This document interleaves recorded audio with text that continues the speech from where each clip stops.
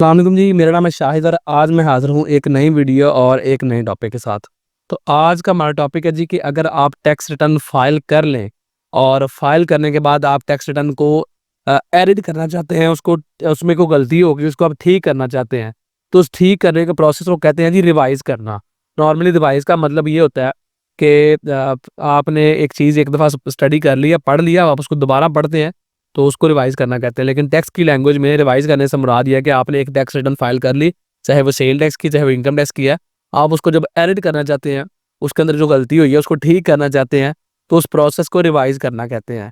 तो अब रिवाइज़ करने के टाइम पे जो है ना वो मतलब वो प्रोसेस किस तरह से होता है रिवाइज़ करने, इस टॉपिक पे मेरी अलग से भी वीडियो मौजूद है कि रिटर्न रिवाइज़ कैसे होती है। उस वीडियो का लिंक मैं इस वीडियो के डिस्क्रिप्शन में डाल दूँगा। आज के टॉपिक के अंदर मैं क्या डिस्कस करने जा रहा हूँ कि टैक्स रिटर्न अगर आप रिवाइज़ करने जा रहे हैं और सिस्टम आपसे ये कहता है जी कमिश्नर अप्रूवल रिक्वायर्ड। अगर इस तरह का आपको एरर आता है, तो उसका क्या हल है? वो कमिश्नर का जो अप्रूवल है, वो आपने किस तरह से लेना है? कौन-सी आपने एप्लीकेशन फाइल करनी है? और वो कमिश्नर का अप्रूवल को में आपने क्या लिखना है? एप्लीकेशन कैसे फाइल करनी है? उसमें क्या लिखना है? और वो कितने टाइम में आपको अप्रूवल मिलेगा? और उसके बाद फिर आप अपनी टैक्स रिटर्न कैसे रिवाइज़ कर सकेंगे? तो आज के इस टॉपिक में हम यही डिस्कस करेंगे। तो टैक्स रिटर्न रिवाइज़ होती कैसे है? इस टॉपिक के ऊपर अलग से वीडियो मौजूद है। उस वीडियो का लिंक मैं इस वीडियो के डिस्क्रिप्शन में इंशाल्लाह डाल दूँगा। तो उसके लिए आपने अपने मेन आईआरएस के पोर्टल के ऊपर आ जाना जी irs.fbr.gov.pk। इसके ऊपर आने के बाद यहाँ आपने अपना लॉगिन आईडी पासवर्ड डालने के बाद यहाँ से लॉगिन करने के बाद कुछ इस तरह का डैशबोर्ड आपके सामने आएगा। अब इसके अंदर आपने इस ऑप्शन के अंदर आ जाना है डिक्लेरेशन वाले ऑप्शन के अंदर, जहाँ से आप अपने रिटर्न फाइल करते हैं। डिक्लेरेशन ऑप्शन के ऊपर आप क्लिक करेंगे तो यहाँ आप देखेंगे ये रिवीजन एप्लीकेशन, ये आपको ऑप्शन मिलेगी।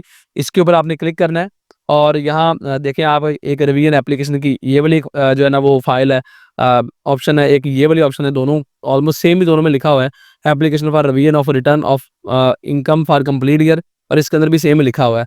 बस यहाँ थोड़ा-सा डिफरेंट है कि इसका सेक्शन डील करता है 114(6) बीए और इसको डील करता है 114(6).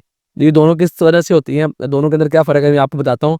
फिर ये इनकम्प्लीट ईयर वाली भी एक ऑप्शन है। फिर उसके बाद अगर आपने अकाउंट्स अपने ऑडिटेड अकाउंट्स दिए थे, उनको आप रिवाइज़ करना चाहते हैं तो वो यहाँ से आप उसकी एप्लीकेशन डालेंगे। और अगर आप सेल टैक्स के रिटर्न को रिवाइज़ करना चाहते हैं तो वो यहाँ से फाइल होती है।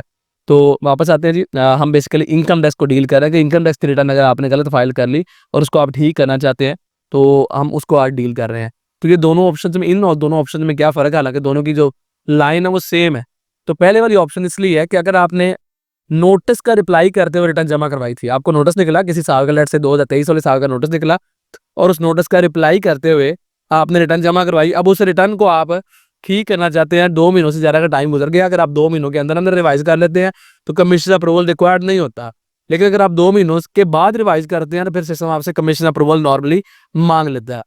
तो अगर आप नोटिस का रिप्लाई करते हुए रिटर्न जमा करवाई थी और अब आप उसको रिवाइज़ करना चाहते हैं 2 महीनों के बाद, तो फिर आप ये वाली एप्लीकेशन फ़ाइल करेंगे। और अगर आपने नॉर्मल रिटर्न फ़ाइल की थी और उसको आप जो है ना वो रिवाइज़ करना चाह रहे हैं 2 महीनों के बाद, तो फिर आप ये वाली एप्लीकेशन फ़ाइल करेंगे। तो आप किसी के ऊपर भी क्लिक कर सकते हैं, दोनों का जो इनर फेस है वो सेम है, कोई अंदर से अलग-अलग नहीं है दोनों। खोलेंगे तो आप दोनों सेम तरीके से नज़र आती हैं। तो आप इसको किसी को भी खोलेंगे, इसके ऊपर क्लिक करेंगे और अपना पीरियड बताएँगे जी आप किस पीरियड की रिटर्न को रिवाइज़ करना चाहते हैं। लेट्स से मैंने 2023 की रिटर्न फ़ाइल की, 2 महीनों के बाद अब मैं इसको रिवाइज़ करने जा रहा हूँ। तो इसके ऊपर मैं क्लिक करूँगा और मैं कंटिन्यू के ऊपर क्लिक कर दूँगा। यानी इस तरह से इसका जो है ना वो इंटरफ़ेस होता है। जब एप्लीकेशन आप उसके ऊपर क्लिक करके उसको खोलते हैं, तो इस तरह का इंटरफ़ेस आपके सामने ओपन होता है। इसके अंदर आपने अपना जो भी आपके पास रीज़न है कि जिस वजह से भी आप अपनी इनकम टैक्स रिटर्न को रिवाइज़ करने जा रहे हैं, वो रीज़न आपने यहाँ बाकायदा एक्सप्लेन करनी है।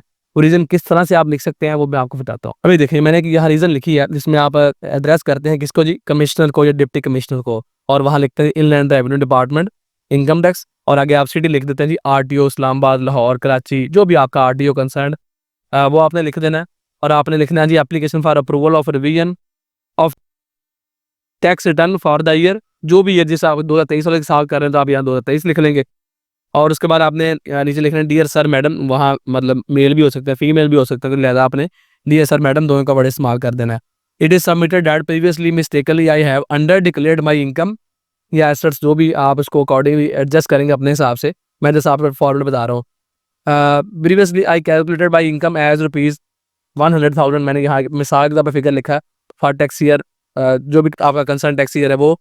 Afterwards after recalculating the figures, it came to my knowledge that my actual income is rupees, जो भी 1,20,000 for the above cited tax year. Now I want to make it correct, so I am revising my tax return, kindly approve my application for revision. और नीचे आपने thanks in advance regards अपना नाम लिख देना है, अपना आईडी कार्ड नंबर लिख देना है, और अकॉर्डिंगली आप इसको एडजस्ट कर सकते हैं। अगर आपका कोई इनकम का हेड गलत हो गया तो उसको आप उसका जिक्र यहाँ करेंगे।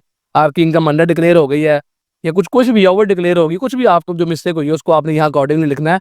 और फॉर्मेट क्या होता है, फॉर्मेट मैंने आपको बता दिया है। और अटैचमेंट के अंदर जी वो आपसे मांग सकते हैं एविडेंस कि आपकी इनकम चेंज हुई है, आप उसका एविडेंस दें। तो आपके पास अगर आपके कोई फाइनेंशियल स्टेटमेंट्स हैं आपके साइंड, या कोई भी ऐसा डॉक्यूमेंट जो ये साबित कर सकता है कि आपकी असल इनकम ये नहीं, ये है जो अभी आप बता रहे हैं, तो वो डॉक्यूमेंट आप यहाँ उसको स्कैन करके अटैच भी कर सकते हैं। और करने के बाद आप इसको यहाँ से सेव करके सबमिट कर देंगे। उसके बाद नॉर्मली इसका जो इसकी अप्रूवल या रिजेक्शन 1 हफ्ते के अंदर अंदर आ जानी चाहिए नॉर्मली। लेकिन अक्सर क्या होता है कि जो हमारे कमिश्नर हज़रात होते हैं वो थोड़े से जो है ना वो मर्जी वाले हैं। वो अक्सर क्या कहते हैं जी, आपने एफबीआर के ऑफिस हैं, उनको आप कॉल करते हैं, उनसे आप बात करते हैं किसी तरीके से उसका नंबर लेके, तो वो कहते हैं नहीं आप एफबीआर के ऑफिस आए और ये फलां डॉक्यूमेंट्स देखें, फिर मैं देख के आपको बताऊंगा कि आपको अप्रूवल देना है या नहीं देना। तो अक्सर क्या होता है महीने में गुजर जाते हैं, तो इसको थोड़ा सा आपको फॉलो भी करना पड़ता है। तो ये नहीं कि आपने बस एप्लीकेशन डाली और सेम डे में अगले दिन ही अप्रूव हो गई, ऐसे नहीं होता। तो उम्मीद है जी आज की वीडियो आपको समझ भी आई होगी, पसंद भी आई होगी।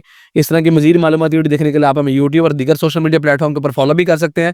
इस हवाले से अगर किसी को टैक्स के, कंपनी के, ट्रेडमार्क, इन तमाम चीज़ों के हवाले से अगर किसी बंदे को सर्विसेज दरकार हो तो मैं इस हवाले से पेड सर्विसेज भी देता हूँ। तो उम्मीद है जी आज की वीडियो आपको समझ आई है। इस तरह की मज़ीद मालूमाती वीडियो देखने के लिए आप हमें यूट्यूब दीगर सोशल मीडिया प्लेटफॉर्म पर फॉलो भी कर सकते हैं। मिलते हैं इस तरह के किसी और वीडियो में किसी और टॉपिक के साथ, तब तक के लिए अपना बहुत सारा ख्याल रखिए। अल्लाह हाफ़िज़।